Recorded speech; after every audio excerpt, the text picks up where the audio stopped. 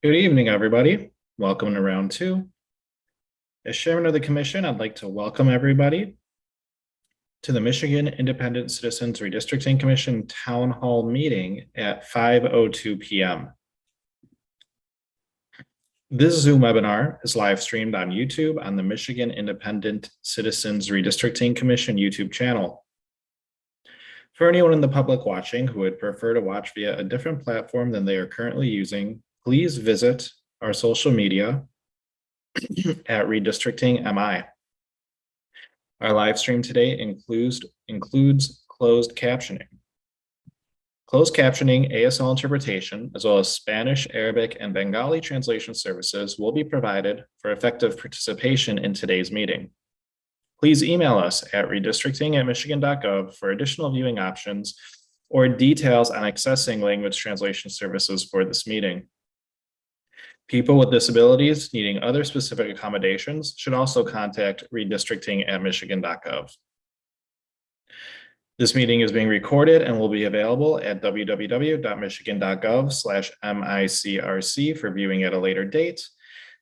This meeting is also being transcribed, and those closed caption transcripts will be made available and posted on the michigan.gov/micrc website as well as written public comment submissions.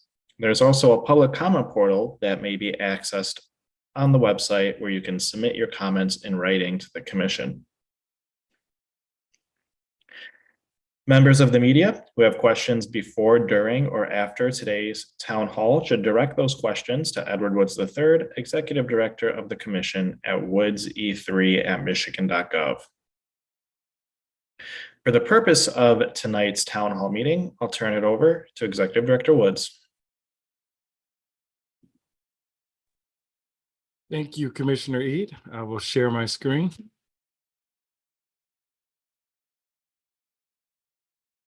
There we go.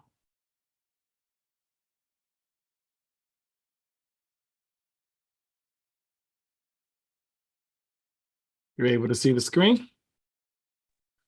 We can. Wonderful, thank you.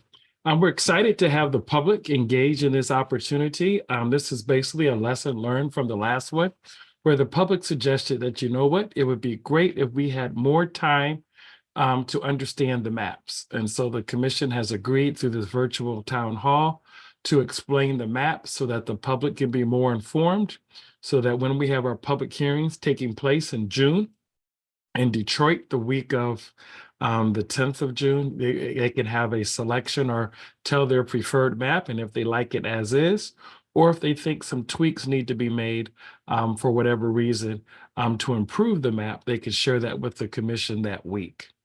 So our purpose is to educate the public on the 12 maps being considered by the commission. Each of the 12 maps will be explained. This is not a deliberation. This is just an explanation of each of the maps. The commission will then take public feedback again during the public hearings. And then after that, the deliberations will start as relates to which map the commission will advance forward. So once again, it's an education on the 12 maps. 6 are collaborative and 6 are individual. And you will hear more about those maps this evening as the commission shares those maps, sharing how they comply with the court order, and then also the 7 ranked redistricting criteria. We want to share how I hit that and then answer questions and obtain feedback. Unlike the regular meetings of the commission, this is a town hall meeting, so this can be an exchange and an engagement. And so if you have questions, the commission will answer the questions as it relates to the map. So this is very informal. It's a dialogue, but it's an opportunity for you to get your questions answered as relates to the 12 maps being considered by the commission. So we welcome feedback. We encourage you to call your family, your friends, your community, anyone associated with this redistricting process in the Southeast Michigan area, so that they can register their feedback and their concerns with regards to the maps. But most importantly, during this virtual town hall, we're just trying to explain and make sure people have clarity so that when they do register their feedback, they can select the best map possible that represents themselves as well as their community of interest. But the commission, once again, the commission will make the decision as relates to ensuring that whatever map is selected follows the court order and the 7 rank redistricting criteria. So once again, thank you for engaging with us. Please feel free to call others to engage with us as well. And we hope that this is a meaningful exchange to provide more information about these 12 maps. Thank you again. Thank you, Mr. Woods. As you just heard, the commission has forwarded 12 maps to the court for public consideration. These include 6 collaborative maps and 6 maps submitted by individual commissioners. For the collaborative maps, we have named them after bird names and are as follows: cardinal, crane, dove, finch, heron, and starling. The individual commissioners who submitted maps are Commissioners Curry, Kellum, Lang, Orton, Zatella, and Wagner. Now tonight we have requests from commissioners to present at designated times to make the timing work, and we will try our best to accommodate those schedules. Commissioner Wagner, I believe you requested to go first tonight. Yes, please. Thank you, Chair. Go ahead. We have Mr. Morgan with us once again. Thank you for being here. Okay, Commissioner Wagner, I'll share my screen and bring up your map. Thank you, Mr. Morgan.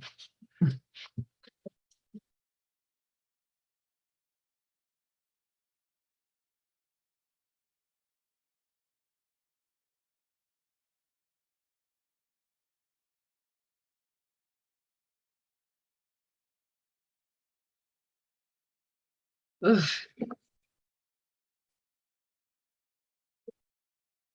Originally, I started with Mr. Scannell's map, which was based off Linden, and with Mr. Morgan's help, and number 9, if you could scroll up to the north, Mr. Morgan.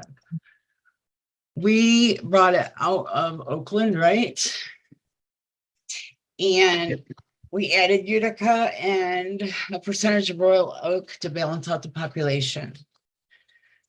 The rest of Royal Oak went into 10, and all of Hazel Park went from 10 to 7. 7 takes the rest of Detroit from 6. 6 takes Garden City to 5.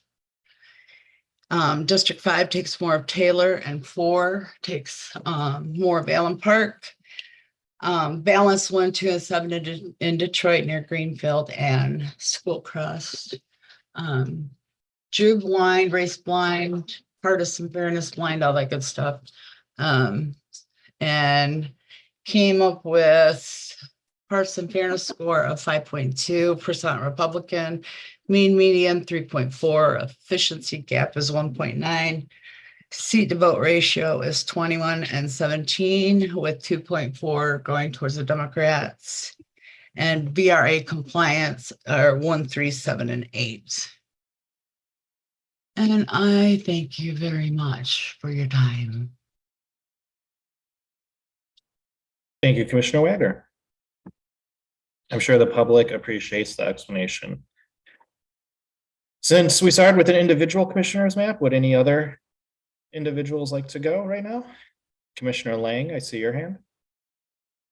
Yes, I'd like to go. I'm having some internet issues right now, so better get it done. Yeah, let's get it in while you're still with us. Sounds good to me. Can we pull up Commissioner Lang's map? Okay.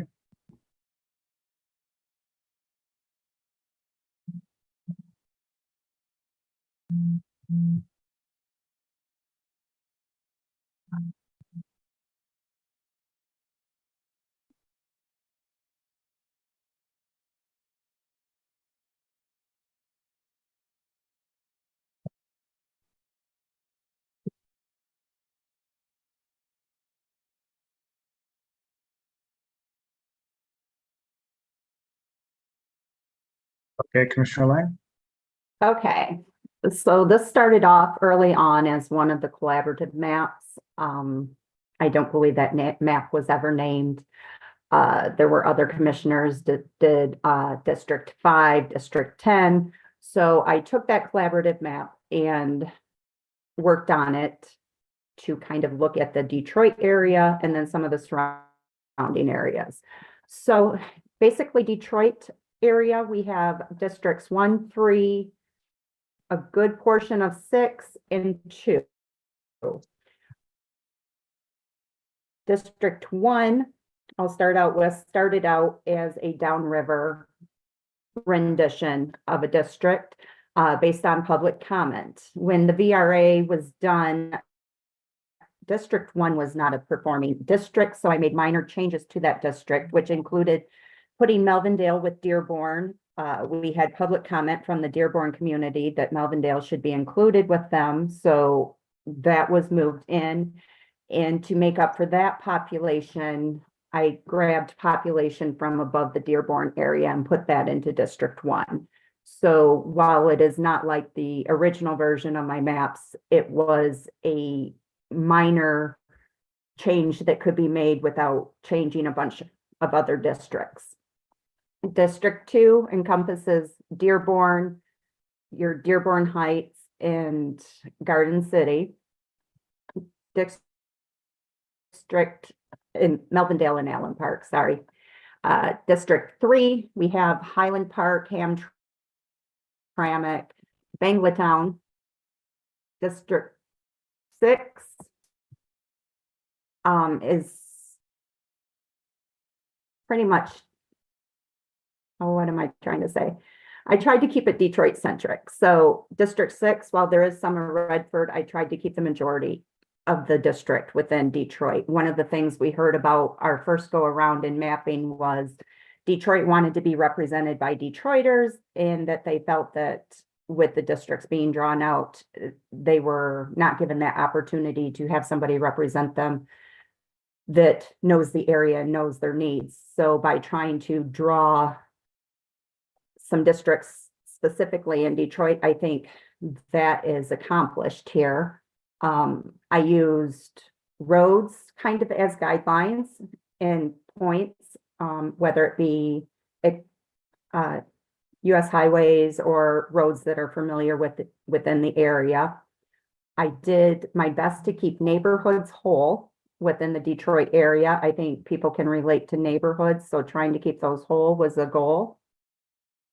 As we move farther up into the other districts, you'll see District 12 was left the same. That was a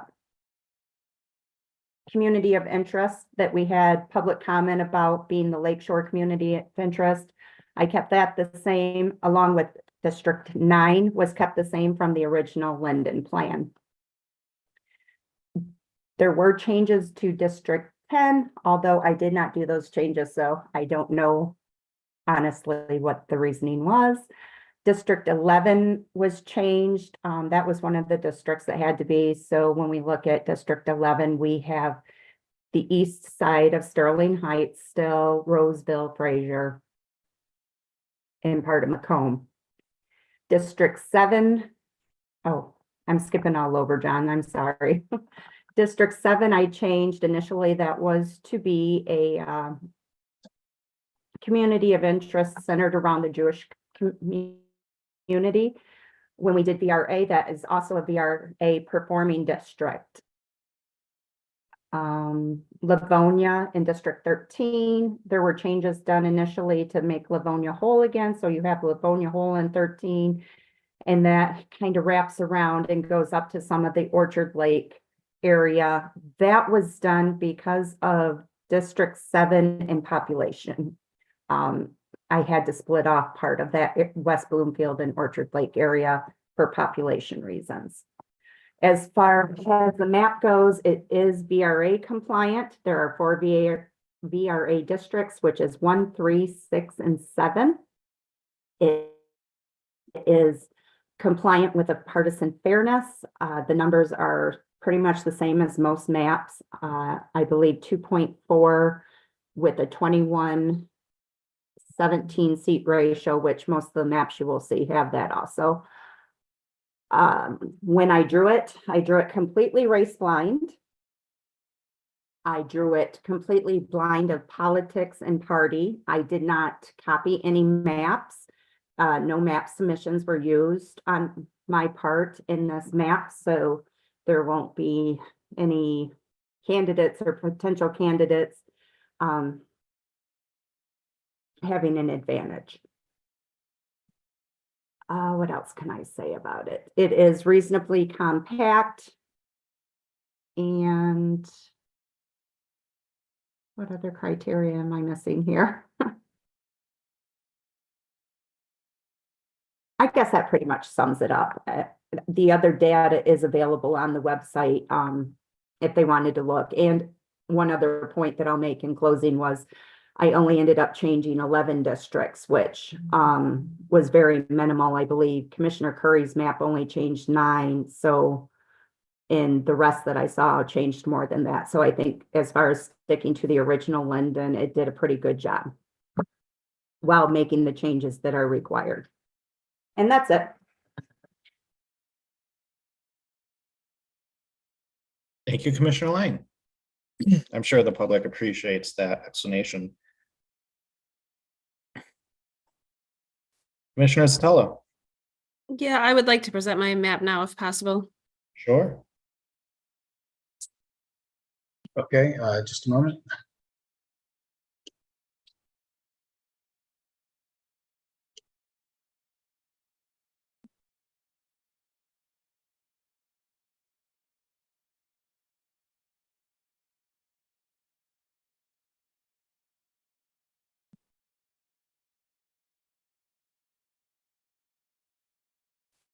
Okay, Commissioner Zappella, this is your map.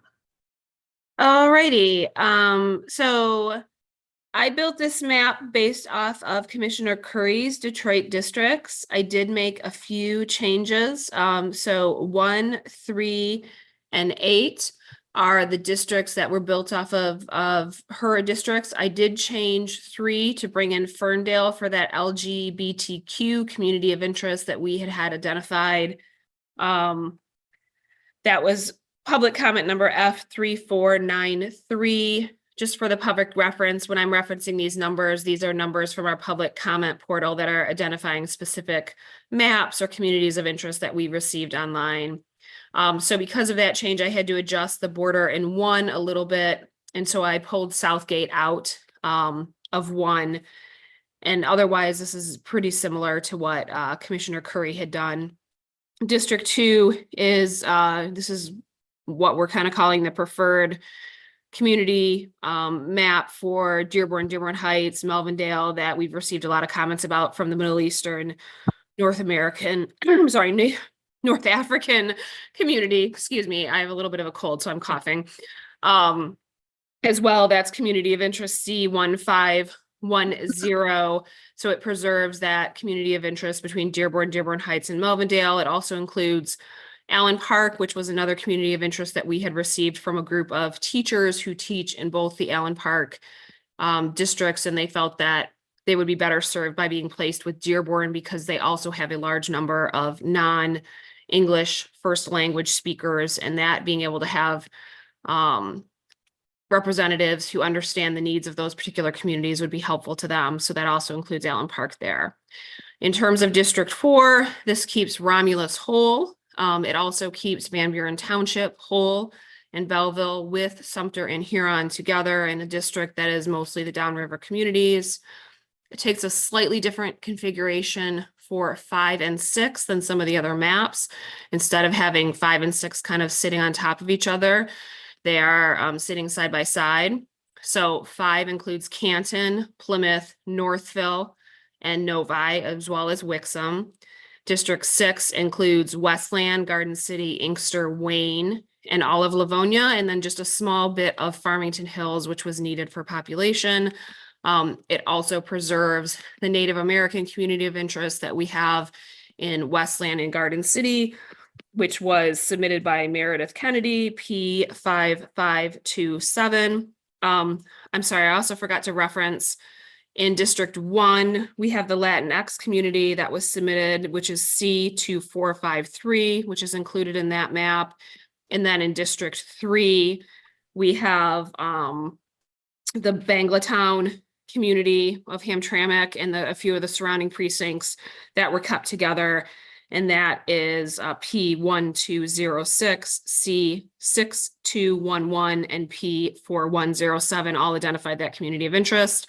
District 8 also keeps Rosedale Park, Minnock Park, and Grandmont together, which is community of interest W9474.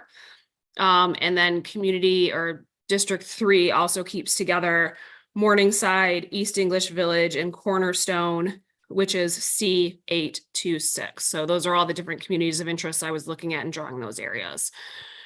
If we move up to District 7, this is very similar to the original Linden configuration. I did pull out Birmingham and put it into 9. So there's a little bit of a change there, and then the border of Bloomfield as well. The reason why I wanted to keep District 7 this way is because we had received feedback specifically from people in Pontiac who liked this configuration and felt that it best represented them and their community of interest to be paired together with Southfield. This also takes advantage of being able to add in Oak Park in with Southfield as well, and that preserves that Jewish Orthodox community of interest that we had received comments about, which is C1803. So that is united in this map and kept together.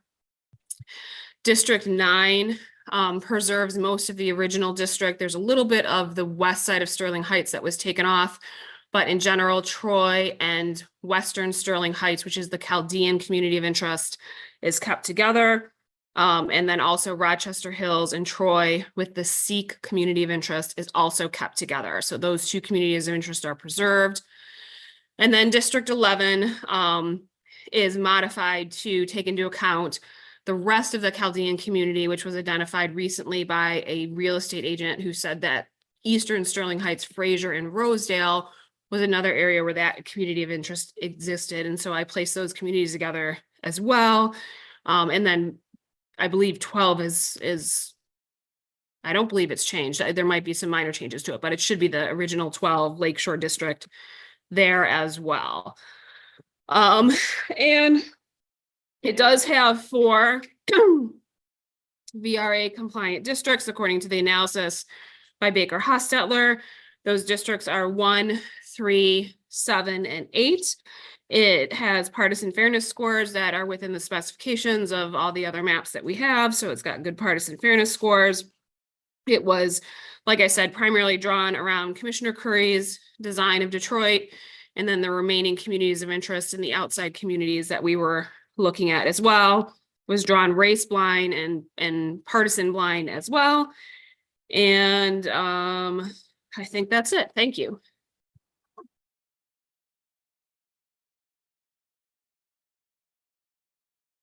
Thank you, Commissioner Zatala. Do we want to do the other 2 individual maps right now? Well, we've done 3.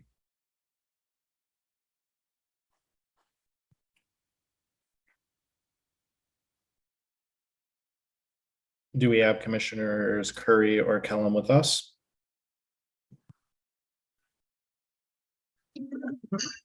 I'm here.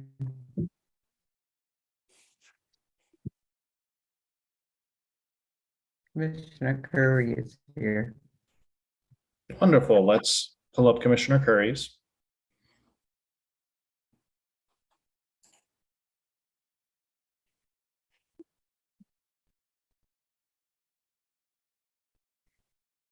Okay, Commissioner Curry, this is the map that you drew. And these are the Detroit area districts that you began with. And as Commissioner Lang noted, I think that there were fewer changes in some of the other districts, like District 5 is exactly the same as the Linden. Okay. Well, when I started my map, I was not thinking about race or anything that would go against the VRA or any contiguousness. So I just dealt with trying to keep the population straight and really work in the districts that they 1, 3, 6, 8, and 10, 11, because they said if it wasn't, those were the main districts that the courts had talked about. So I got together in the different races, well, not races so much, but the different like Dearborn and keep the Dearborn Knights together and Highland Park and Hamtramck together. And I can't hardly see my letters now, John. I don't see the letters on here. They're not Okay, sorry. clear enough. Can you di- make them darker? Sure. District 3 here is, it's got most of the eastern part of Detroit and then Highland Park and Hamtramck, like you're saying. Can you hear me, John? Yeah, we Okay, can hear you, Commissioner Curry. I can see it in my letter. I can just see Wayne. Okay, now I can see it. Okay. Yeah, I wanted to keep Highland Park, Hamtramck, Detroit, River Rouge, Lincoln Park, and Ecorse more or less together with because we're more contiguous together, Melvindale, Allen Park together because they're contiguous, and I mainly was concerned with keeping the population and the VRA together, so that everything would come out pretty decent. What I thought would be what the people wanted and what I thought would go well together, and that's what I did. And so when about the partisan fairness, I tried Republicans, the efficiency gap, 1.9 Republican, and the seat vote, 2.4 for the Democrats, and it seemingly came out pretty decent. Everybody seems to be kind of content with it. And so that's what I tried to do.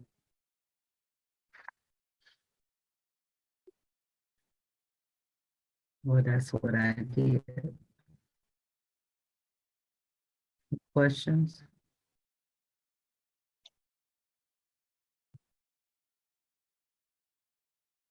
Any questions? I don't see any, Commissioner Curry. If not, it seemed to have came out pretty good. It's not raggedy. It's pretty neat where it's running slower. So, but if there's any questions, you all can ask.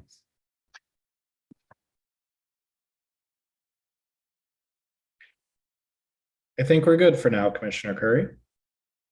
Thank you for presenting your map. I'm sure the public appreciates that presentation. I like it. Thank you.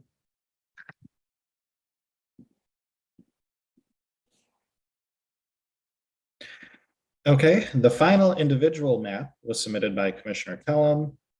She has asked me to present it on her behalf. If anyone wants to jump in as well, you're more than welcome to.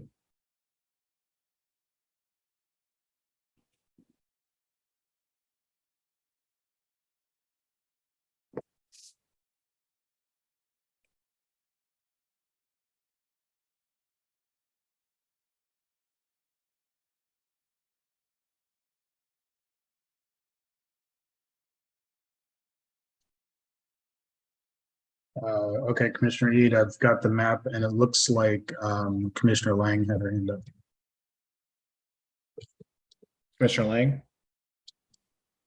He was bringing that up. I just had a quick question. You said this was the last one. What about Commissioner Orton's? Yes, we also have Commissioner Orton's. Okay.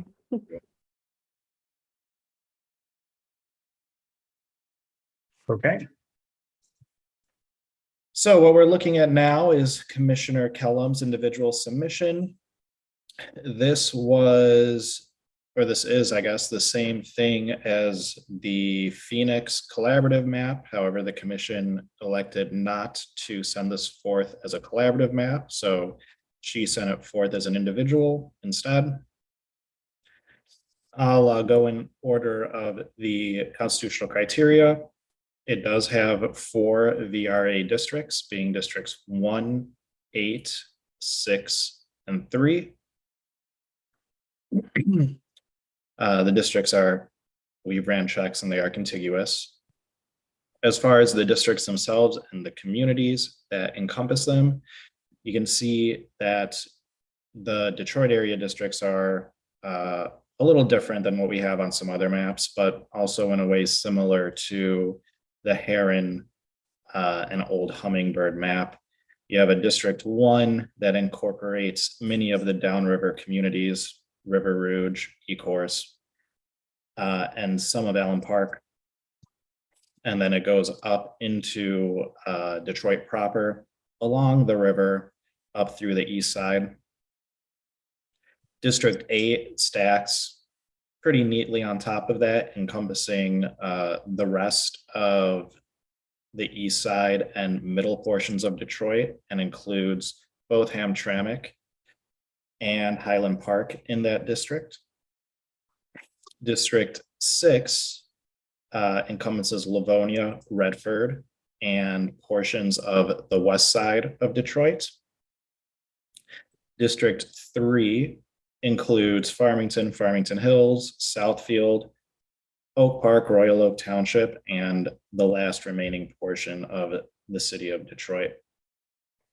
That covers those VRA districts. District 2 encompasses Dearborn, Melvindale, Dearborn Heights, and goes westward to include Garden City and Inkster.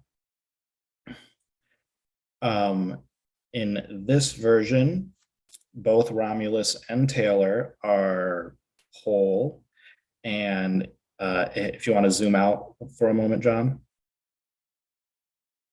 So this District 4 goes south to incorporate both Romulus, Taylor, and the rest of the downriver communities from Southgate and Wyandotte down south to Monroe.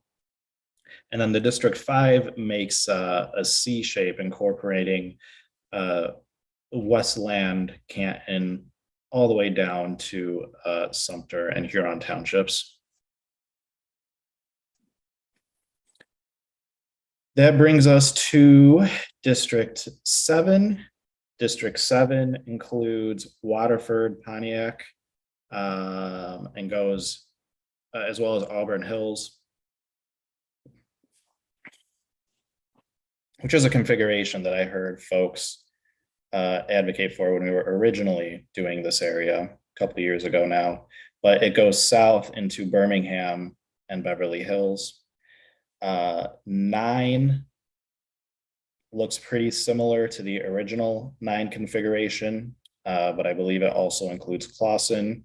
It has that Sterling Heights split east to west along Van Dyke that we have in a few of the configurations, encompassing the Chaldean COI. You have a District 10 that then includes areas essentially right on top of District 8, some of Oakland County, some of Macomb County, including most of Warren and Centerline, and the neighbors of Oakland County being Madison Heights, Royal Oak, and Ferndale as well.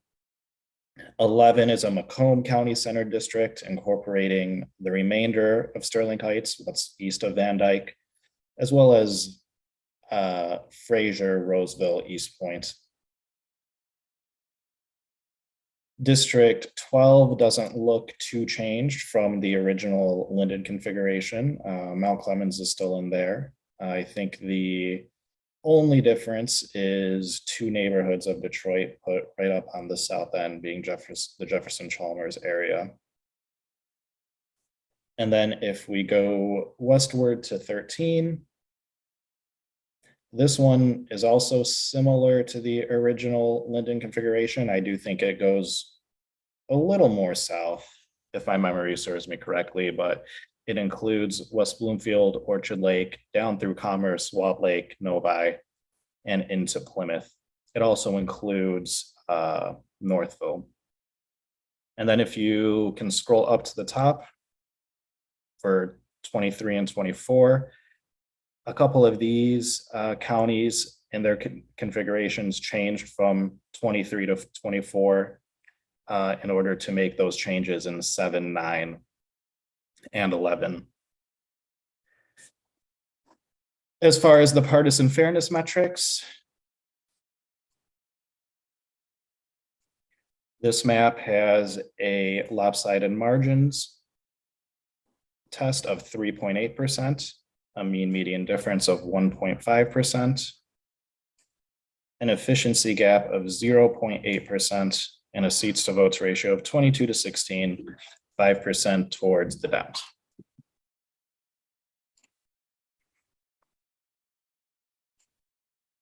And I think that about covers it for this one. And again, that was Commissioner Kellum's map. Originally the Phoenix map, but submitted individually by her as an individual submission.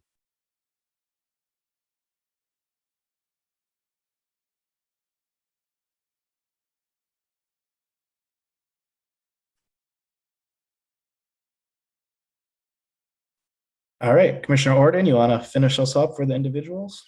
Sure, thank you.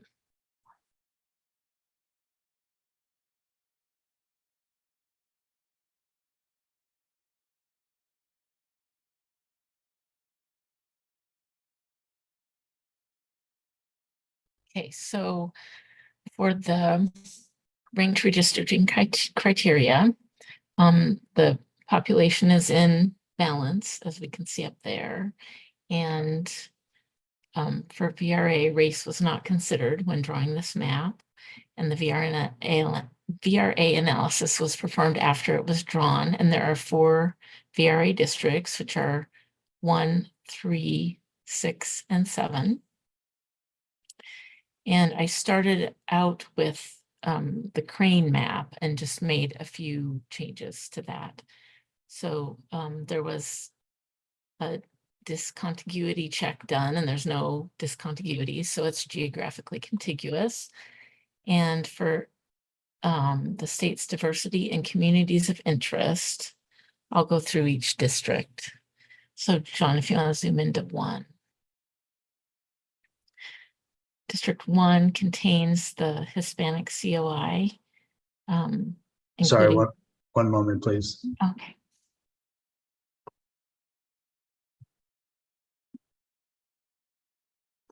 I think my screen is lagging behind yours, so sorry if I'm not saying the right thing at the right time.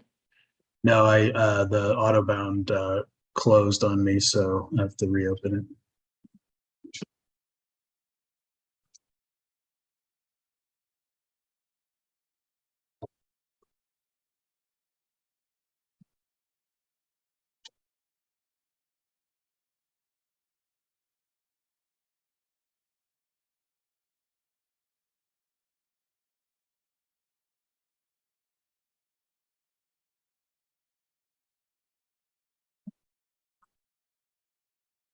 Okay, so District 1, the Hispanic community of interest includes Corktown, Mexican Town, includes the areas of River Rouge, Ecorse, and Lincoln Park, and also contains Southgate. And then going up, it contains the neighborhoods of, well, several Detroit neighborhoods, but including Midwest and up to Bethune and Dexter Linwood. And so then District 2 is the MENA community of interest that we've heard a lot about, which includes Dearborn, Dearborn Heights, Melvindale, Allen Park, Warren, all of Warren Avenue, and most of Warrendale. And District 3 is a Detroit district with Highland Park and Hamtramck, including Banglatown. And East Detroit keeps the neighborhoods of Cornerstone Village, East English Village, and Morningside together, and includes Gold Coast. And District 4 keeps the COI, the community of interest of Belleville, Van Buren, and Sumter Townships, along with Huron. Keeps Romulus whole with the area south, which was requested by public comment, and it keeps many of the downriver communities together. And District 5 is Canton with Plymouth and Westland, and it also includes Garden City and Inkster. District 6 is West Detroit with Redford. It includes neighborhoods of Brightmoor, Bagley, Barton, Farland, and others. And District 7 has that community of interest of Southfield with Pontiac that we've heard about. And District 8 has, it contains Oak Park, Huntington Woods, Pleasant Ridge, Ferndale, and Hazel Park, along with the western portion of Warren and Centerline. District 9 keeps the Chaldean community of interest together with Troy and the west side of Sterling Heights, Rochester and Rochester Hills. And District 10 is the bottom of what used to be the long skinny districts of 10 and 11. So it includes East Point, Roseville, and Fraser with the east side of Warren, and the remainder of Sterling Heights, and a little bit of Clinton Township. And District 11 is the northern part that used to be those two districts. So it has the rest of Clinton Township with Macomb Township and most of Shelby, and then everything north of that. And 12 preserves that Lake St. Clair Lakeshore community of interest. And 13 keeps Livonia whole and keeps Farmington and Farmington Hills together. It includes Northville and part of Novi. And there were slight changes made to 23 and 24 to move the population around. And so altogether, I changed 13 districts, but some of them only slightly. And so then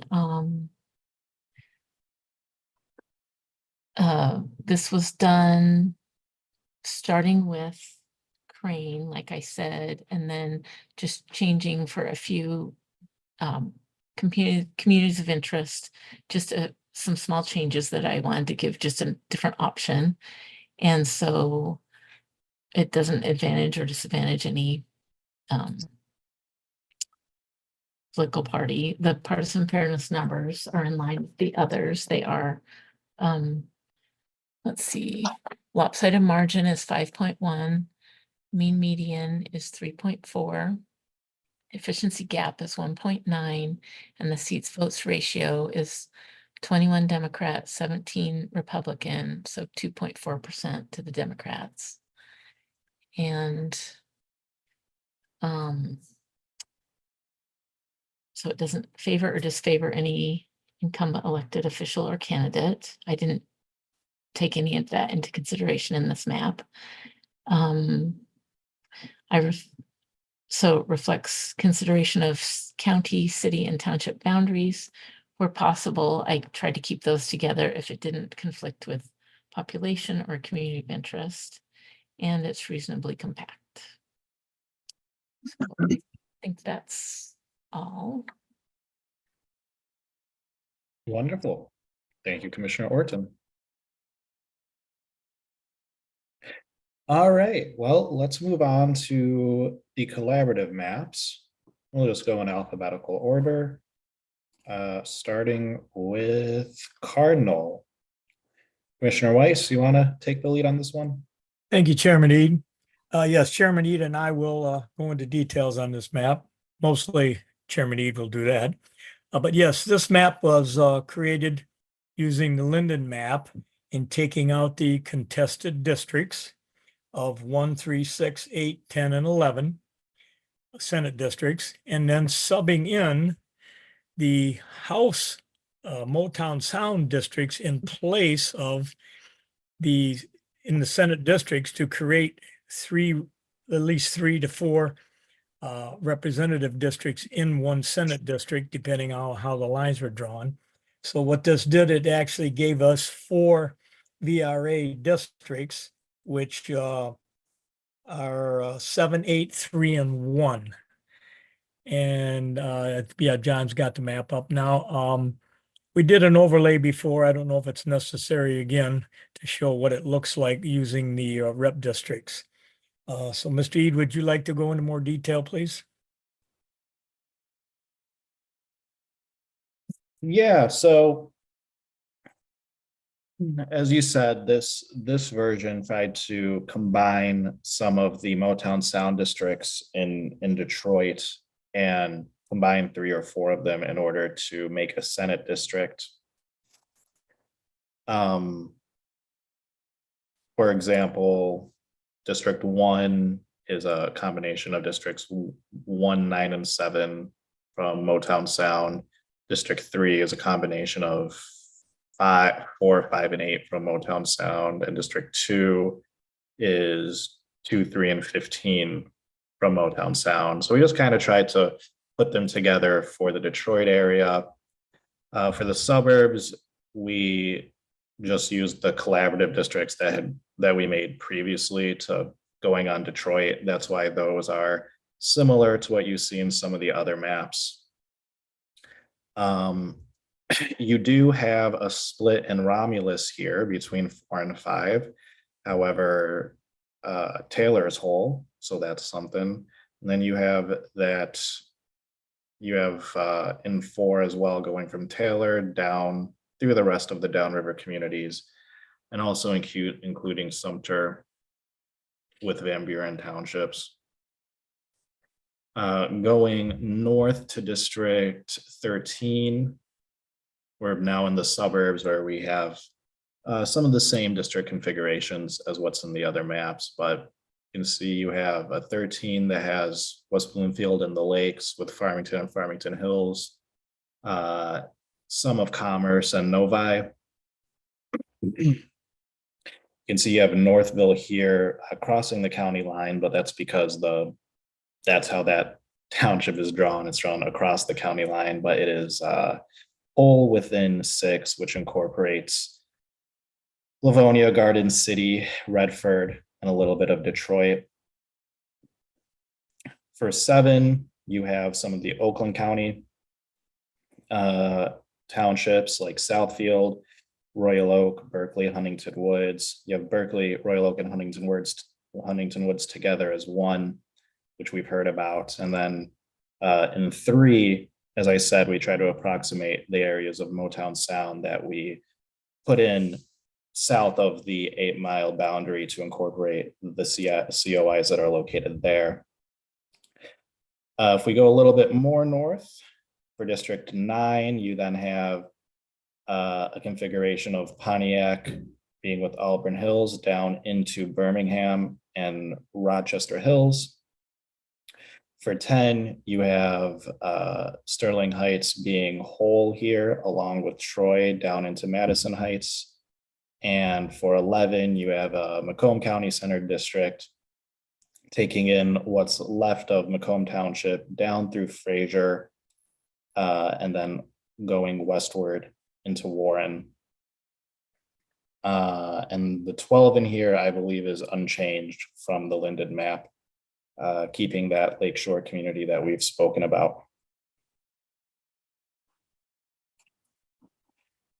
As far as the partisan fairness for this one, You got a 3.6% lopsided margins number, a mean median difference of 2.6%, efficiency gap of 0.8%, and a seats to votes of 22 to 16, 5% towards the Dems.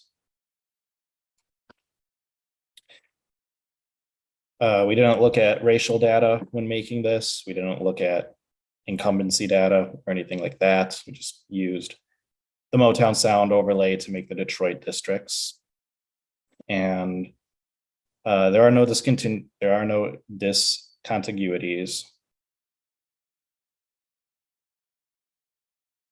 And yeah, that's about it for this one.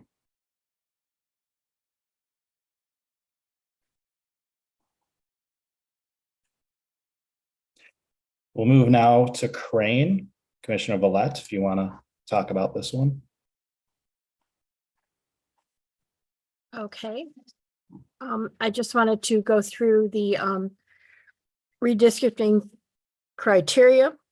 And we're going to start with Equal Population and Voting Rights Act. The population on all the districts are within the population deviation. Race, I'm sorry, John. I didn't let you get the map up. Race was not looked at in the drawing of this map. The VRA analysis was performed after the map was drawn. There are 4 VRA districts. The next criteria is geographically contiguous. Discontiguity check was performed, and there are no what is that word? Dualities or whatever. So everything was within the guidelines. And then through the community of interest and the state's diversity, with District 1, the downriver communities of River Rouge, East Course, and Lincoln Park were together. The Hispanic COI, including Corktown and Mexican Town, were together.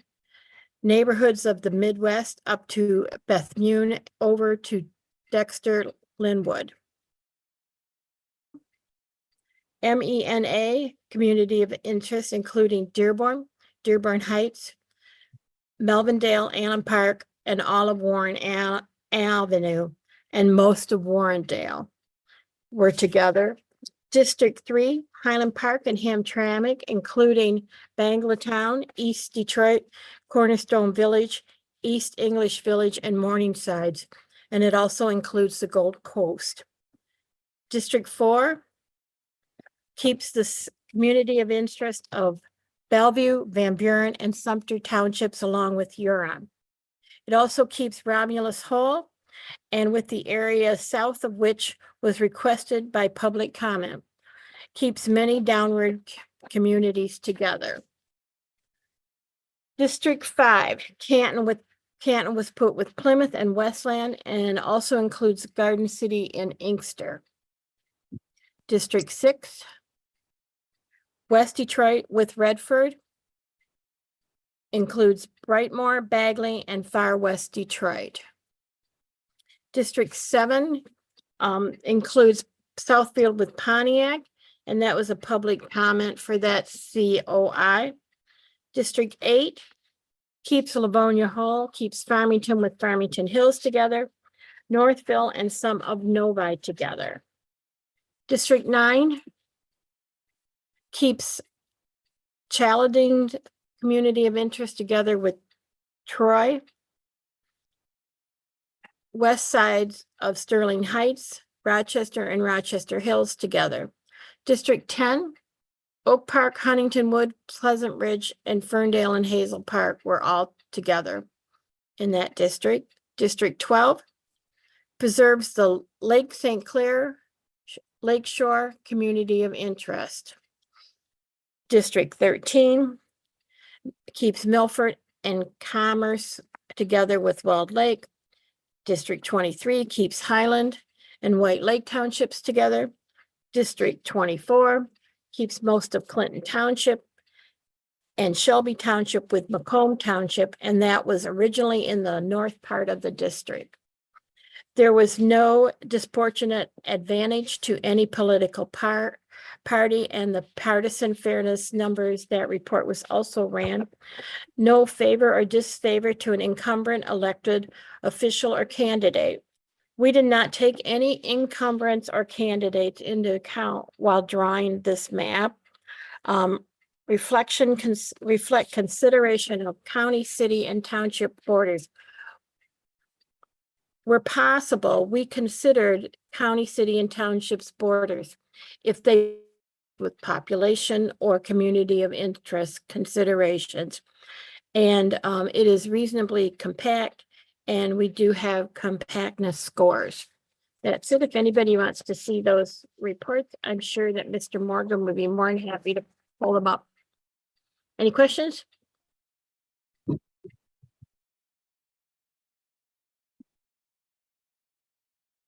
Let's see any, Commissioner. Thank you. Well done. Thank you for explaining that map.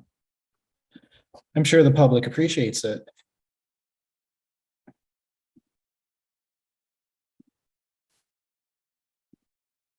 Okay, next up we have Dove.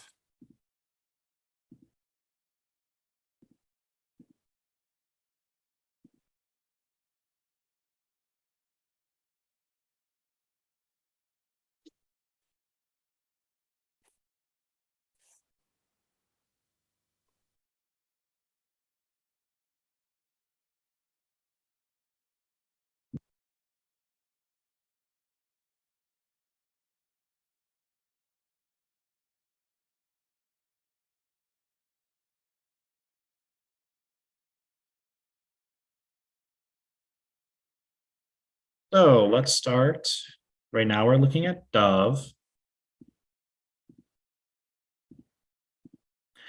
And this map has 4 VRA districts. Those are 1, 3, 10, and 7.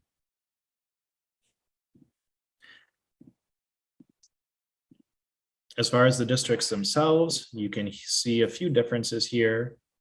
This District 1 goes from Ecorse up to the east side and upper east side, just south of Harper Woods in District 1, and includes Hamtramck, but not Highland Park in this configuration.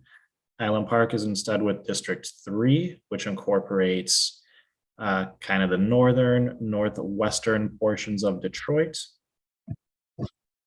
District 10 includes the northeastern portions of Detroit, along with Warren, Centerline, and East Point.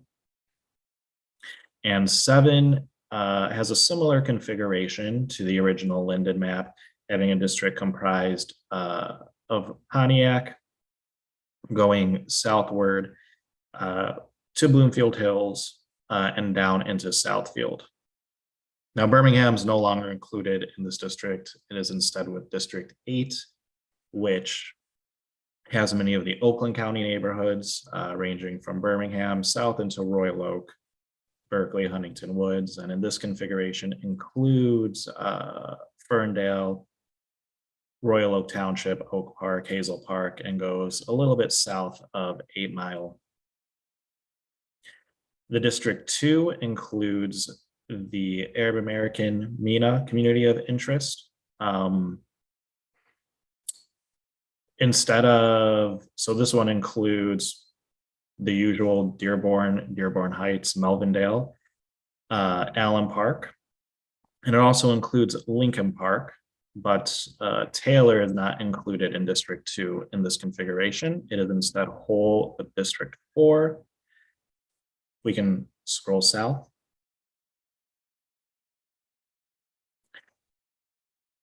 So in this configuration of Dove, you have a District 4 that is comprised of Taylor and going south into the remainder of the downriver communities up until Monroe.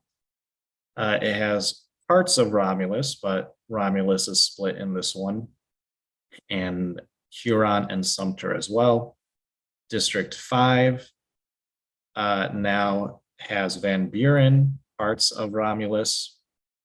Going northward, to incorporate Canton and Plymouth.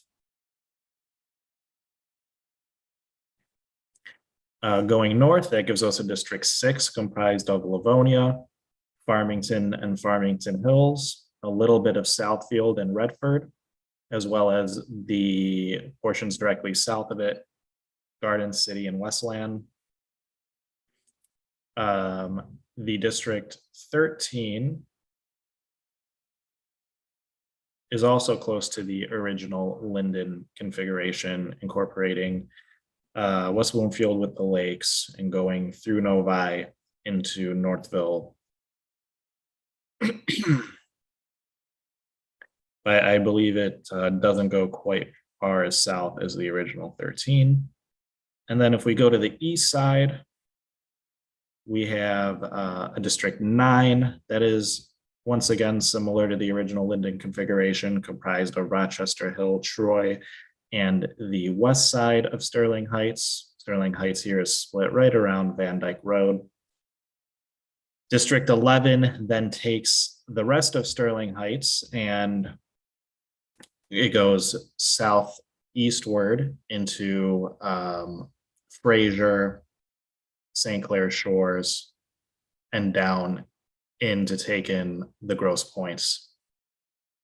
And that leaves us with District 12, which incorporates the northern portion of that Lakeshore COI, including Mount Clemens and the rest of the border communities of Lake St. Clair.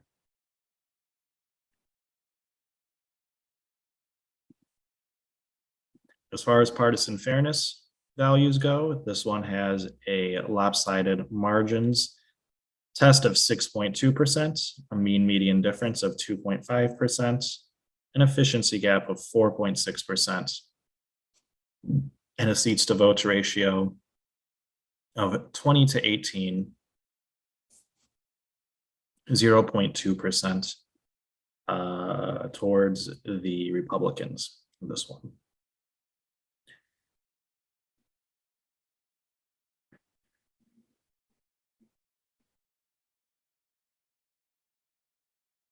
Anyone have anything to add about this configuration?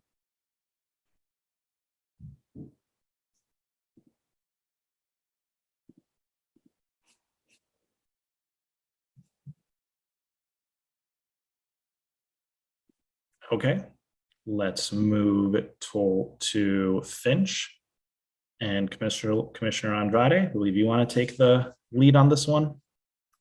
Yeah, sure. So Finch has a very long history. Finch goes back to April 24th and has had many hands on it to this point.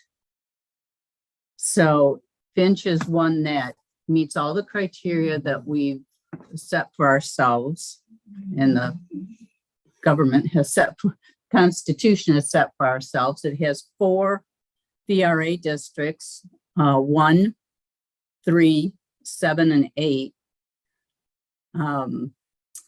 And this configuration is somewhat similar to Cardinal, but in the Detroit area, we have a little bit more exaggerated C shape to 1, which takes in the Latino communities and the downriver communities of interest.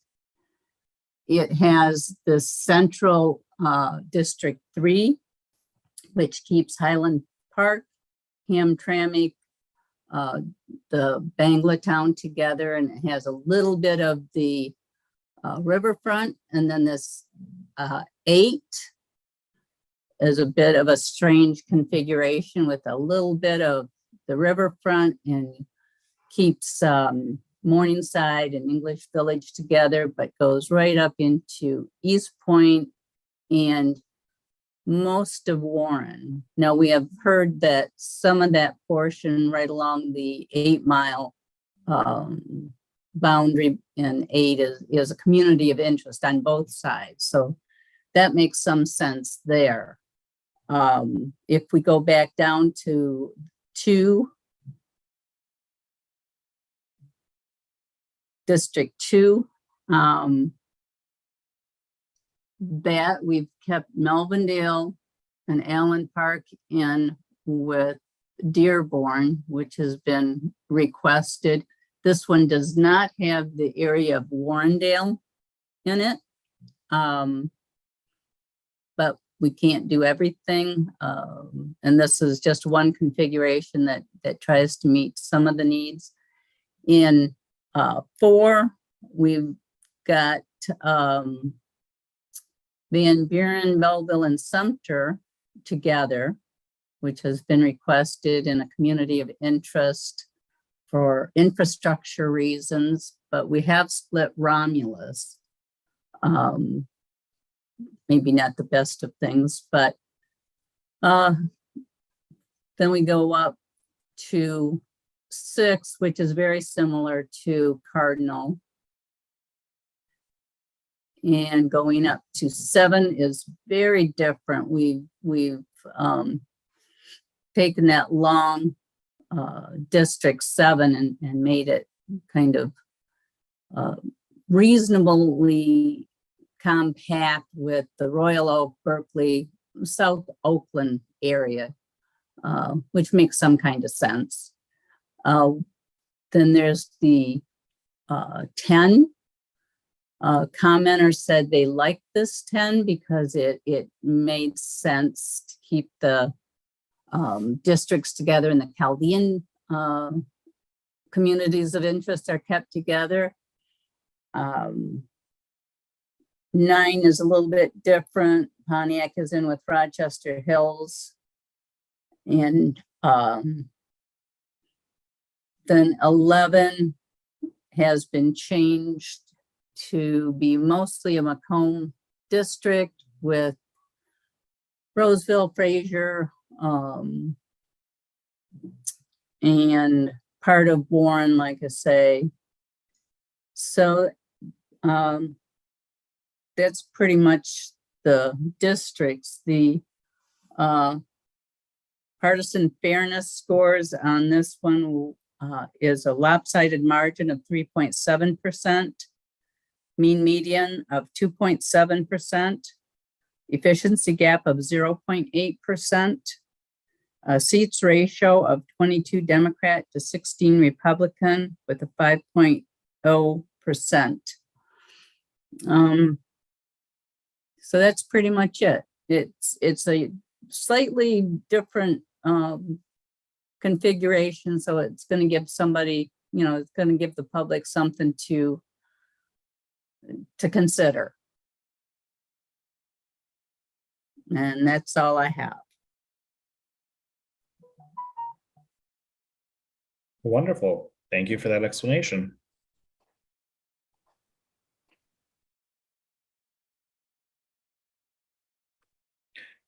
Okay, what do we have next? We will go to Heron.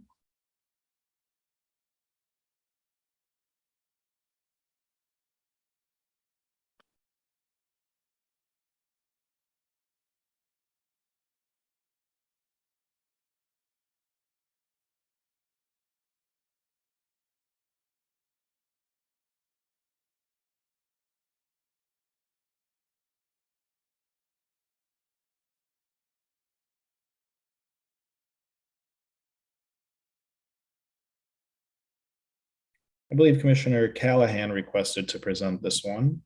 However, I do not see her with us today, so I'll see what I can do. Commissioners, if anyone else would like to jump in, please feel free to do so. This Detroit area has some similarities with the Hummingbird map that the commission did not advance, as well as Commissioner Kellum's individual map in this area, but I'll start with the VRA districts. It has 4 districts, 1, 8, 6, and 3 in this map.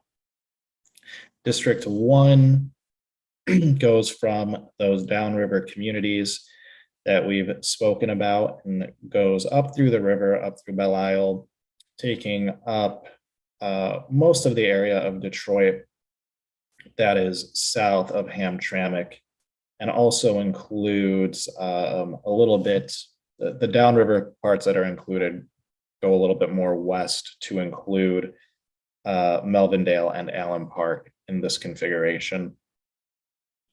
District 8 then includes the remainder of northern Detroit and just almost sits right on top of District 1 and includes both Highland Park and Hamtramck.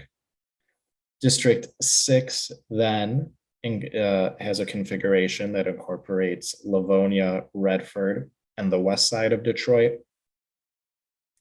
And finally, District 3 has Farmington Hills and Farmington, along with Southfield, Oak Park, Royal Oak Township, parts of Detroit, and some of the Oakland County communities like Berkeley and Huntington Woods.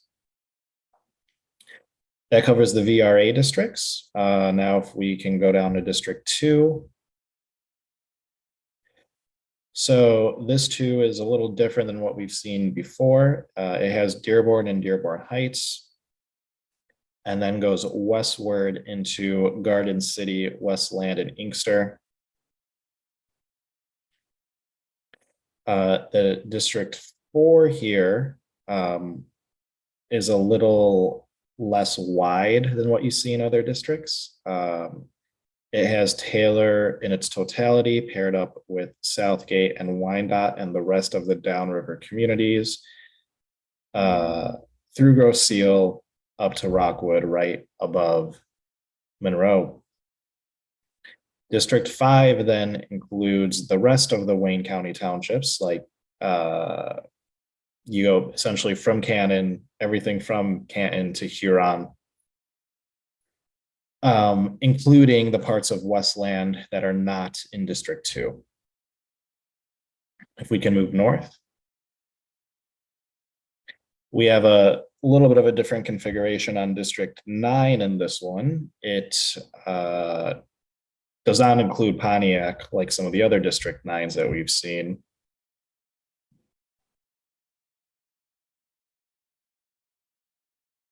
It instead, I'm sorry, I got a little tossed up because I thought that 7 and 9 was flipped, but I'm seeing it now.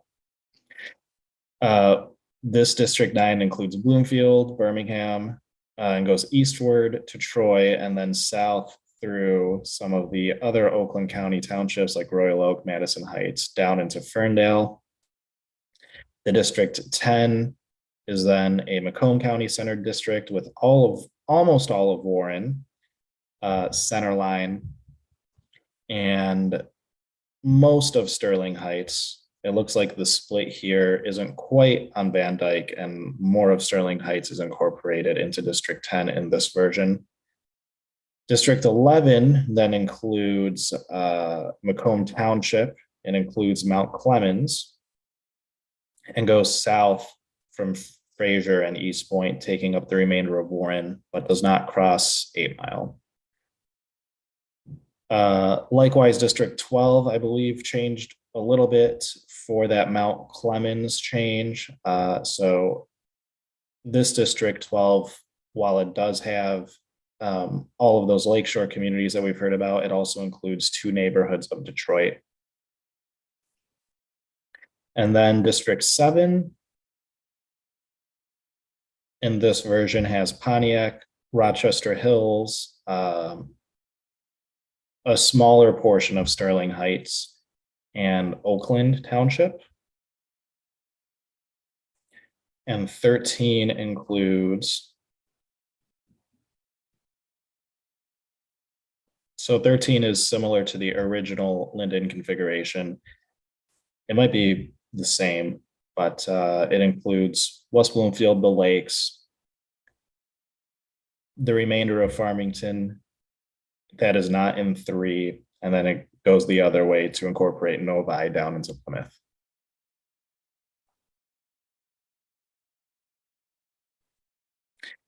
I believe to accommodate some of those changes in District 7, 23 and 24 were also changed.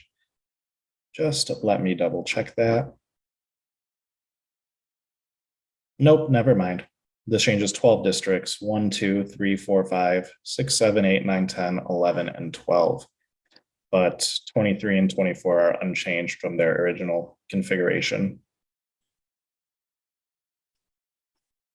As well as 13, which is unchanged from its original configuration. For the partisan fairness values, on this one, we have a 3.8% lopsided margin score, a mean median difference of 0.3%, an efficiency gap of 0.8%, and a seats to votes ratio of 22 to 16, 5% towards the Dems.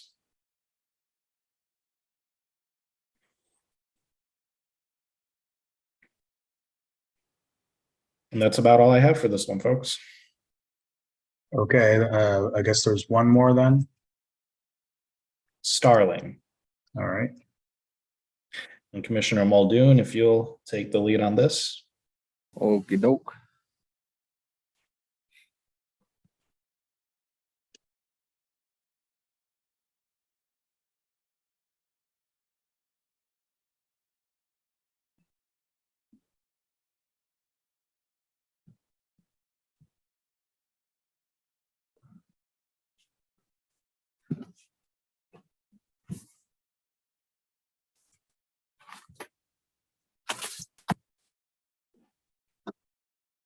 It has 4 BRA performing districts, 1, 3, 7, and 10. 12 is mostly intact from the Linden map, except for a little bit of population had to be adjusted at the north end to put Fraser into 11. Taylor is split in order to adjust the population to keep Van Buren, Belleville, and Sumter together, as some people had requested in public. Dearborn, Allen Park, Melvindale, Dearborn Heights, and Warrendale are kept together in 2. There were no race taken into account when we drew. Every population is all within check. Lopsided margin was 5%. Mean median was 1.2. Efficiency gap of 1.9. Seats vote ratio is 21 to 17. 2.4 to the Democrat side. I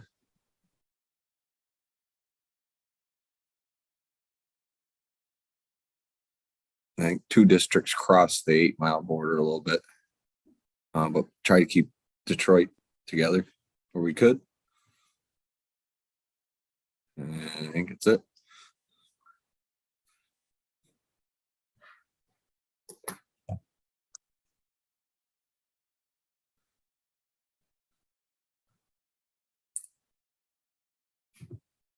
Wonderful.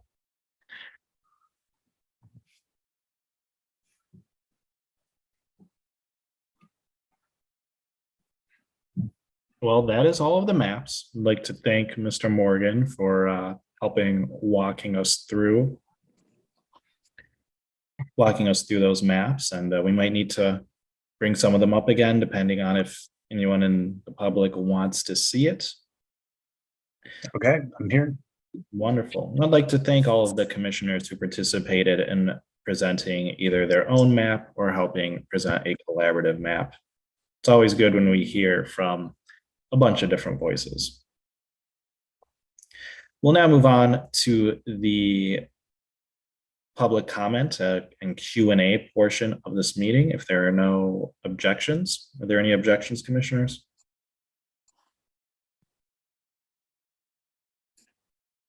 Seeing none, we'll proceed. Individuals who have signed up or raised their hand and indicated they would like to provide live remote public commentary to the commission will now be allowed. I'll call your name and our staff will unmute you. If you are on a computer, you'll be prompted by the Zoom app to unmute your microphone and speak. If you're on the phone, a voice will ask you to press *6 to unmute. Please note if you're experiencing technical or audio issues or we do not hear from you for 3 to 5 seconds, we will move on to the next person in line and return after you are done speaking. If your audio still does not work, you can email redistricting@michigan.gov and we will help you troubleshoot so you can participate during the next town hall meeting. You'll have 90 seconds to address the commission. Please conclude your remarks when you hear the timer. Just as a reminder, this is a public hearing, not a normal business meeting with the commission. So if we could try to keep the comments to things regarding the mapping presentation that everyone just saw, I would appreciate it.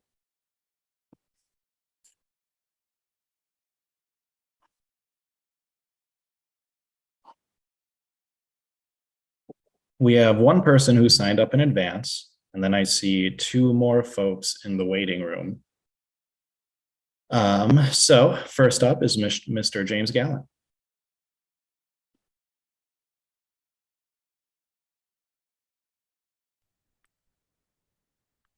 Thank you, Mr. Chair. James Gallant, Marquette. These are my opinions. These are definitely deliberations. Okay, you're going on and on, back and forth, pros and cons, questions and answers. You should have just gave written little explanation, called it good, no questions and answers, and you wouldn't be worried. You wouldn't be having these deliberations.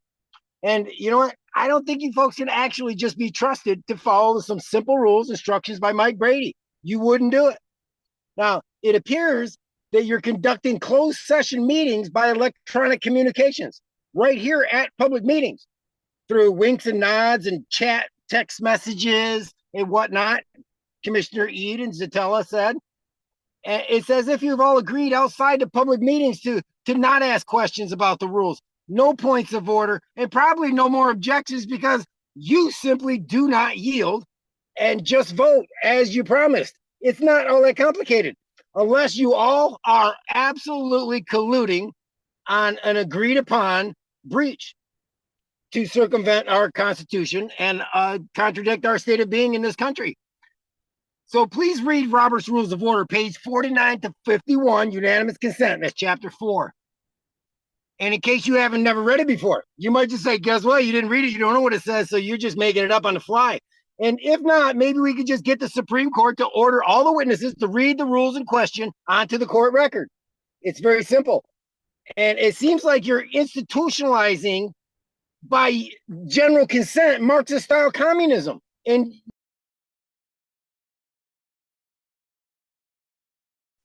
Thank you, Mr. Gallant. We appreciate your comments.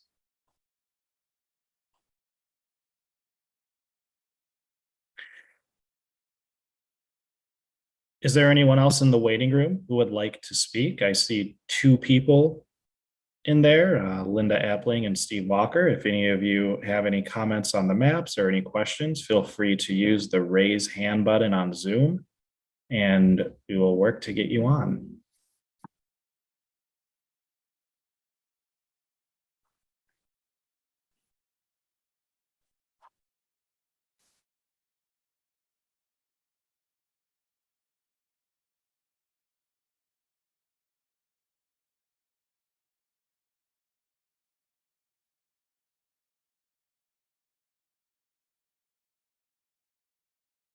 Department of State, did we have anyone else sign up to speak tonight, or was it just Mr. Gallant?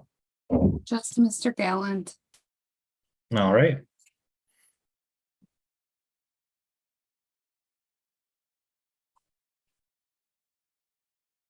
Well, we have no one to speak right now. Commissioner Lang? Since we have no one to speak right now, can I raise a concern? It's a town hall. We're not conducting business, but just a personal concern. I have a concern again that we're not getting the input that we're looking for. Again, started at 10 a.m., had just a few, and now we're into the evening again, and I'm just concerned. And I just want to express that. That's it. Thank you, Commissioner Lang.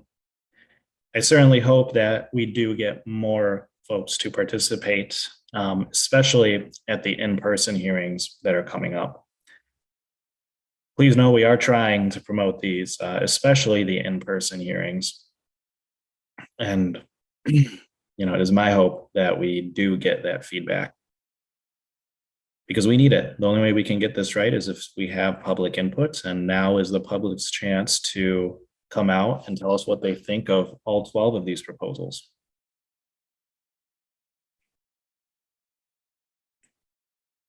So we have no one right now. Let's take a break. Let's come back at 7, and then hopefully we can have some comments from 7 to 7:30 before ending it for the night. Thank you, commissioners.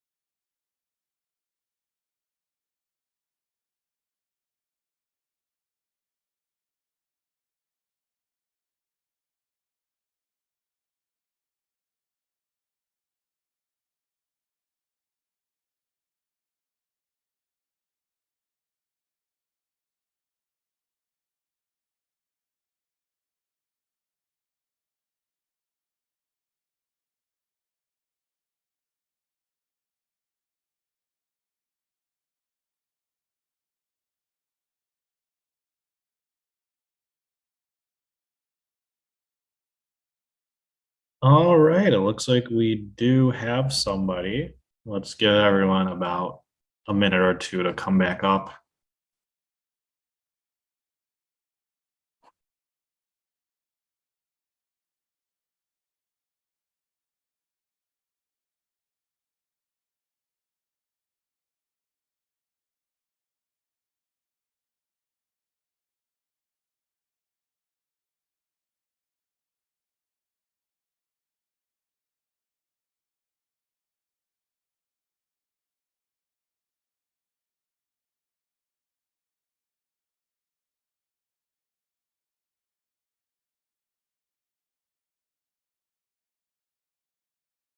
All right, it looks like we do have somebody who wants to speak.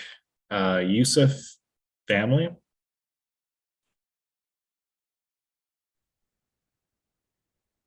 Hello, can you hear me? Yes, we can. Good evening, Yusuf. Hello, nice to talk to you again, and commissioners. This is Yusuf. I haven't been involved in this process as I was back in 2021. Nice to talk to all of you again. Thank you for your hard work. And I think there are some new commissioners that are welcome. As a Chaldean, I like the draft proposals that have Troy, Sterling Heights, and Rochester Hills in one district. I think the Dove map had that. Please vote for maps that have this configuration. My concern is if maps that lumps parts of Sterling Heights, Troy, and Rochester together with Pontiac, this will dilute our Chaldean voices. So thank you again, commissioners. I definitely understand this is a very challenging work, and I do not envy your jobs. Thank you so much. Thank you, Yusuf. We appreciate your comments.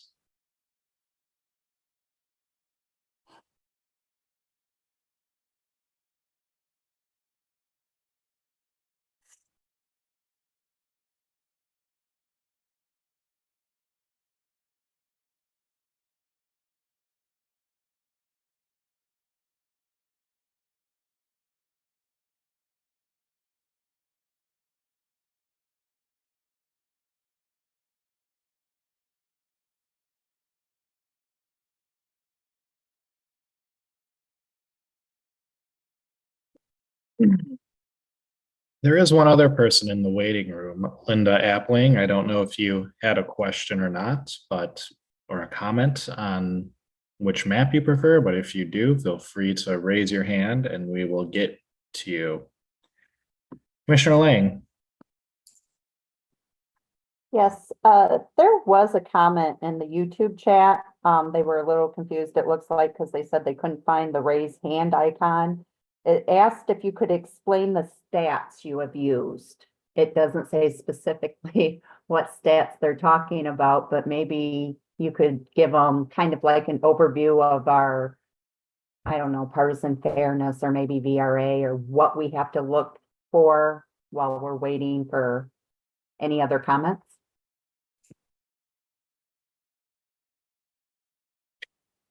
Yeah, so there are a number of stats that we use.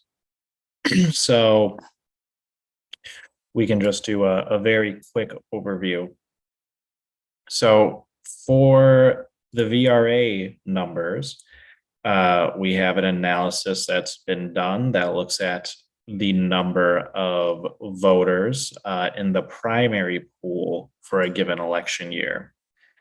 You can find that on our website. If you look at the PDF that has some of the districts in blue and some of them in green, the green districts are the VRA compliant districts. And those are the ones that I believe have the primary voter pool in the primary election specifically taken into consideration. For the partisan fairness measures, we have 4 different measures.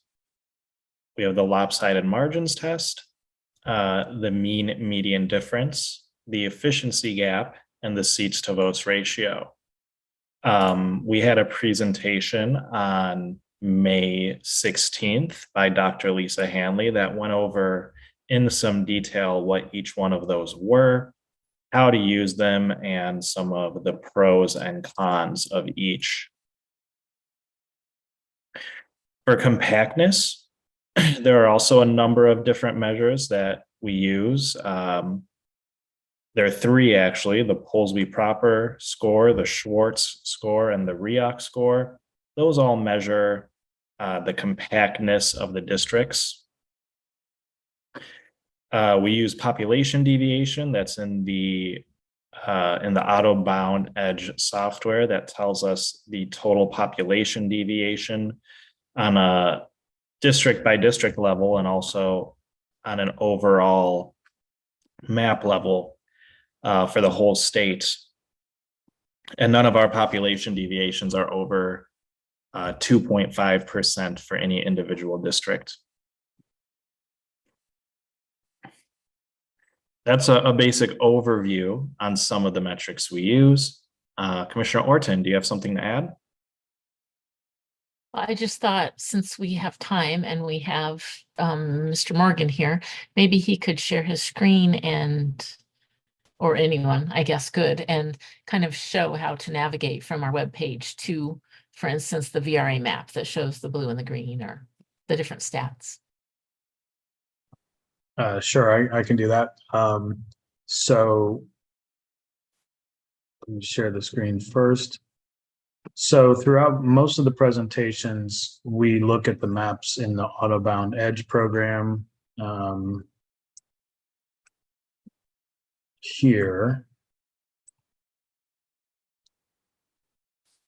And, you know, the advantage, if you will, is that we can zoom around and then it crashes on me. Well, we zoom around and we look at the maps, but on the website here, it's the 2024 draft proposed Senate plans.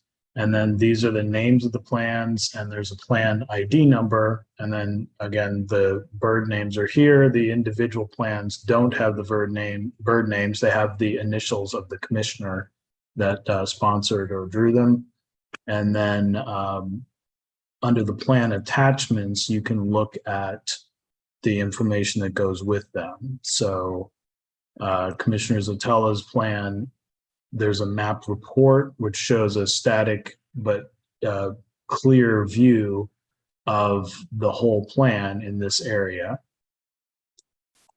And then the compactness scores are here, and that shows the report from Autobound Edge, the Polsby Popper measure. And you'll have the, let's see, the length, width, the Schwartzberg, convex hull. So you've got those compactness measurements. And in this case, a lot of times we're just comparing it to the Linden plan, and therefore we can say that none of the changes you made have made the plan, you know, have made the districts less compact than the Linden plan. For a single district, that's a lot of times what you would look at in the compactness. The partisan fairness indexes are here. There's 4 different tests: lopsided margins, mean median, efficiency gap, and the seats vote ratio. And each of these measures a different aspect of the partisan composition of the plan. And I think this was discussed a little bit before. It's really of the plan as a whole rather than individual districts, although there is information about individual districts. The population information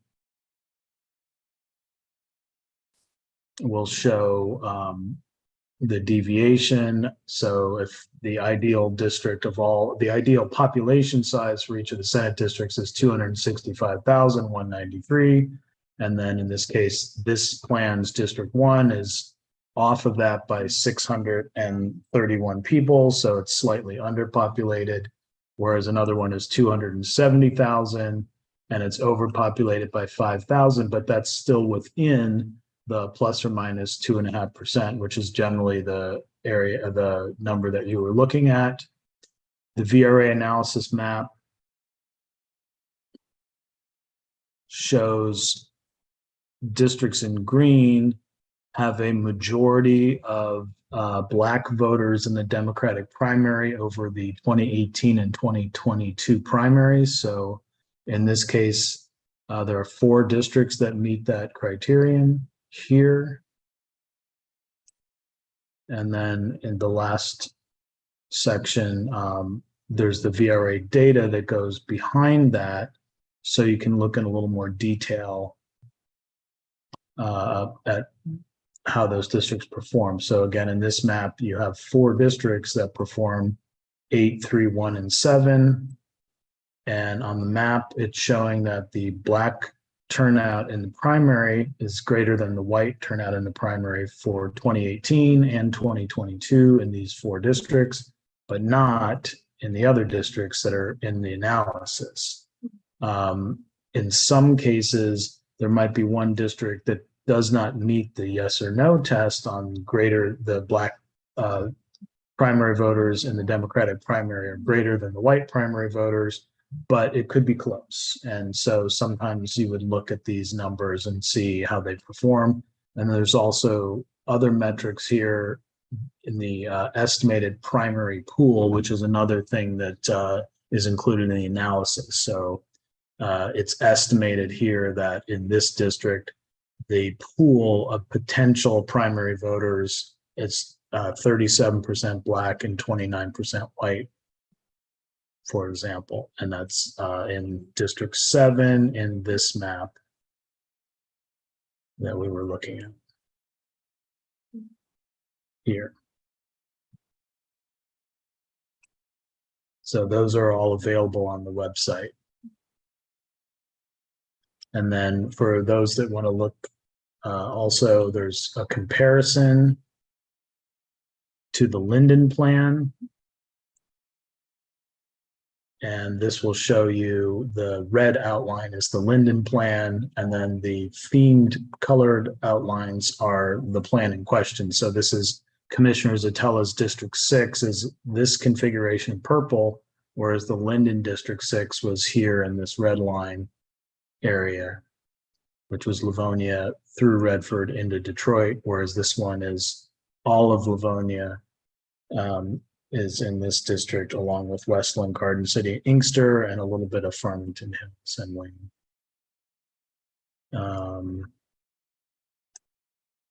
And then if you want to download this as a shapefile, you can do that. And there's various programs that will allow you to view that. Even something as simple as Google Maps would allow you to view that as an overlay if someone wanted to do that.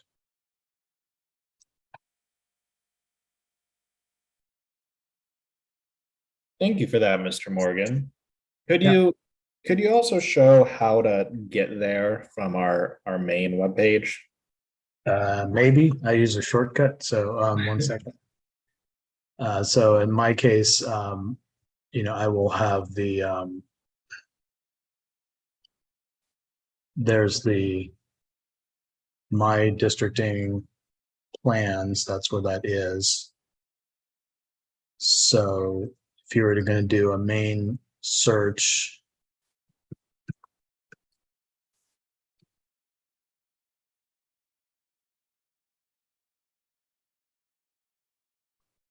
okay, so I don't see your screen. that's fine. I was just bringing that up.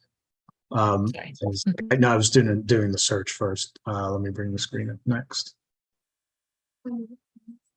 Okay, so this is the main website, michigan.gov MICRC, and then probably here it is. First one. Draft proposed Senate maps is right on the top page. And this gives you some of the information that's there.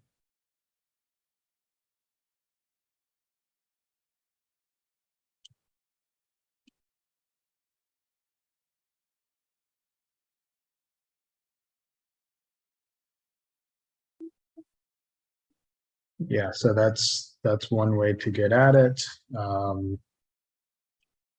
It looks like you can probably get it through the mapping process portal as well. And that's another way to get at it. Great, thank you for that. Yeah.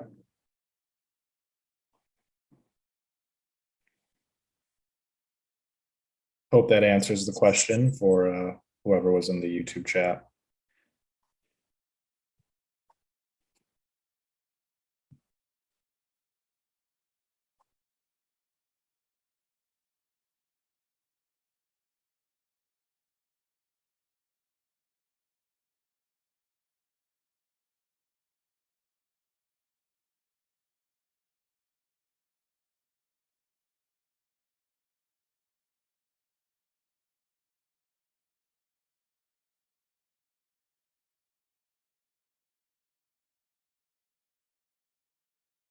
Commissioner Lang? Sorry, I just can't stand the silence. Maybe we could go over some of our upcoming dates again. Just so if anybody watches the replay, they'll have those again too, including our next town hall and then our in-person meetings. That's a great idea. I'll start with the in-person public hearings. The commission has 3 in-person public hearings coming up. This is the public's chance to come see us and give testimony in person on which map configuration you like best and give your thoughts about the configurations to the commission. At these meetings, we'll have big blow-ups of all 12 maps, as well as the original Linden map and the old configuration drawn in the 2010 census cycle. We'll have hard copies of those for everyone to, hard copy posters of them blown up so everybody can get a good look at them. And these are taking place on June 11th, June 12th, and June 13th. On Tuesday, June 11th, we will be at Detroit Cass Tech High School, located at 2501 2nd Avenue, Detroit, Michigan 48201.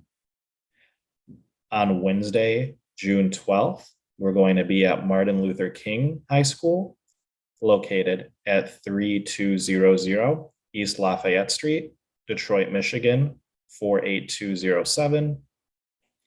And on Thursday, June 13th, we're going to be at Renaissance High School, 6565 West Outer Drive, Detroit, Michigan 48235.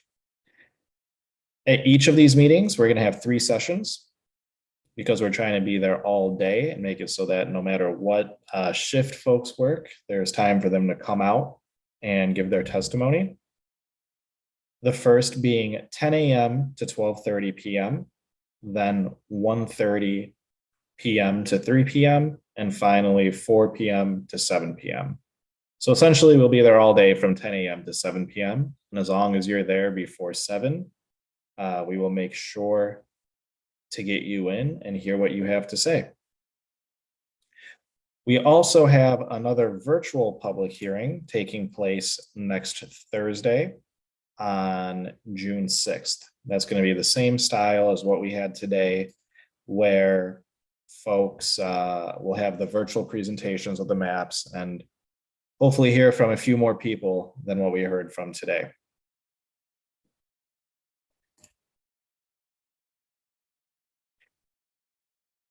Mr. Woods, did I miss any dates?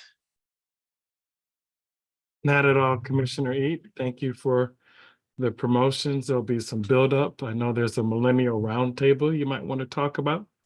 It's coming up that you're participating in. Yeah, we have a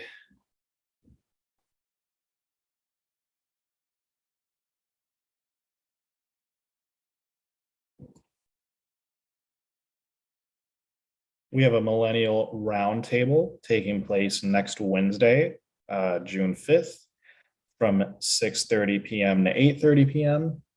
to do some promotion around millennials and hopefully get some more voices involved. There are also many different community meetings happening in the next couple weeks to try to make sure that the public is as informed about this process as possible.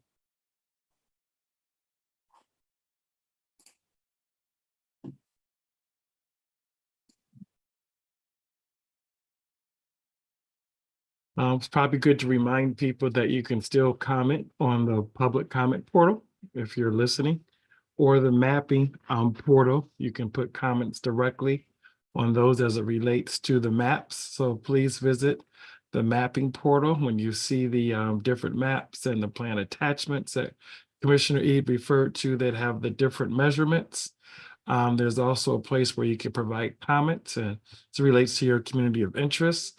So please feel free to do that on the mapping comment portal, or if you want to submit written comments, you can do that on the public comment portal.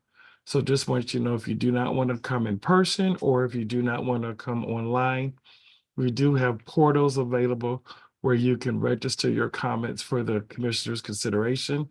If you do not have that, you can also mail your comments to MICRC Post Office Box 30318, Lansing, Michigan 48909. If you do not have internet access, you can mail once again MICRC Post Office Box 30318, Lansing, Michigan 48909. For those who may not have internet access at all, you're more than welcome to do that as well.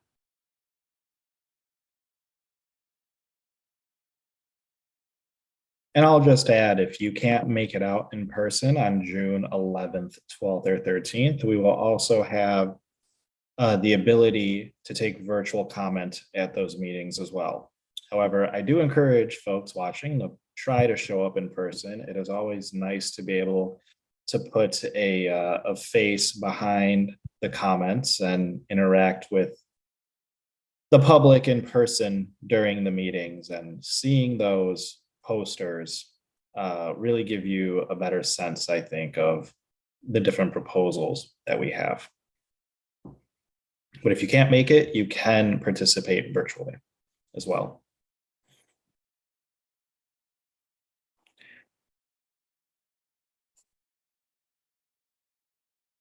All right, everyone, do we have any acknowledgements or announcements tonight?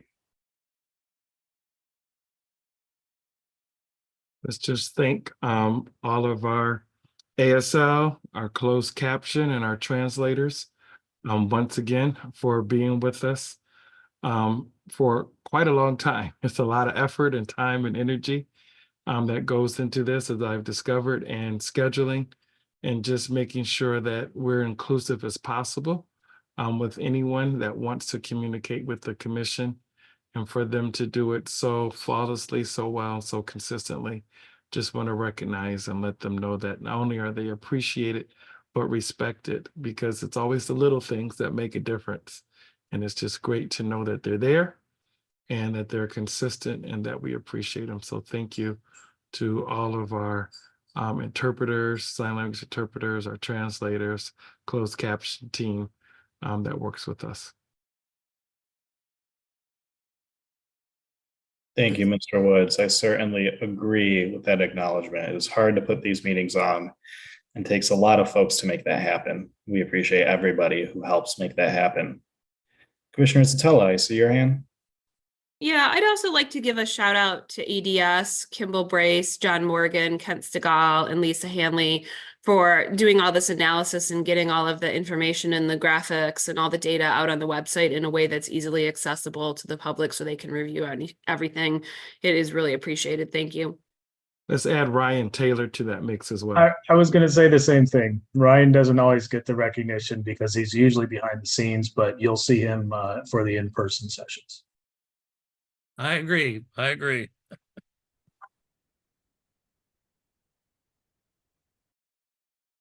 Thank you. I'm sure that shout out is much appreciated. It takes a whole team to put this on, and every member of that team is valuable. All right, well, we don't have any more comments, and it is 7:30. So we'll adjourn for today.